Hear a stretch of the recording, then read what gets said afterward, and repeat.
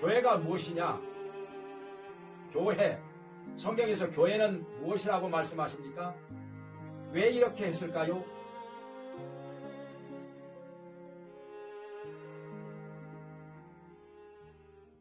우리 교회를 이 땅에 세워주신 하나님께 감사와 영광을 돌립니다. 지금으로부터 36년 전에 월세로 조그만 건물을 얻어서 시작했는데 정말 없는 것이 많았었죠. 앰프도 없었고 종탑도 없었고 의자도 없었고, 그런데 오늘날 여호와 같이 하나님께서 연건평 600평이 넘어가는 아름다운 성전도 짓게 하시고 많은 성도들이 있게 하시고 그동안에 많은 사람들에게 복음도 전하고 선교도 하면서 이렇게 해주신 우리 하나님께 영광을 돌립니다. 오늘 이 시간에는 교회에 대해서 말씀을 듣도록 하겠습니다.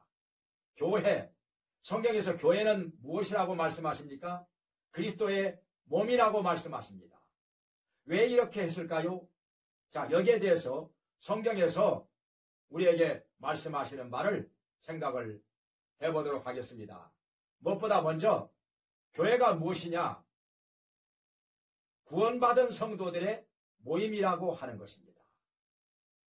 구원받은 사람들이, 그러니까 여기 고린도전서 12장 13절에 있는 말씀대로 성령으로 침례를 받아 우리가 한 몸이 되고 다 한 성령을 마시게 하셨느니라, 이렇게 말씀하고 있습니다.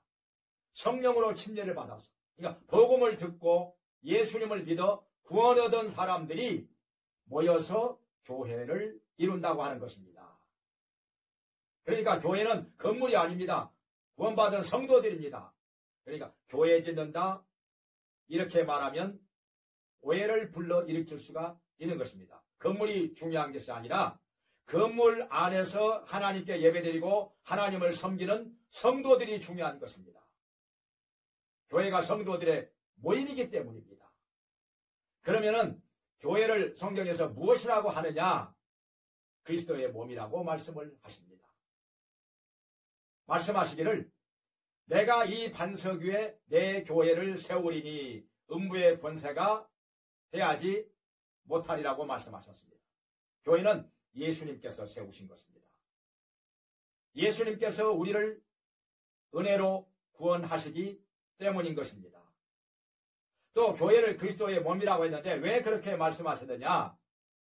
예수님께서 몸의 머리가 되시기 때문에 몸인 교회를 예수님께서 주관하신다고 하는 것입니다. 사람이 주관하는 것이 아니라 예수님께서 주관을 하십니다. 무엇을 가지고 주관을 하시느냐? 말씀을 가지고. 그 말씀이 어떻게 오느냐? 요한계시록 2장 3장에서 말씀하신 대로 각 교회의 사자들을 예수님께서 오른손으로 붙잡고 계십니다. 그리고 각 교회의 사자들을 통해서 각 교회에 말씀을 하신다고 했습니다.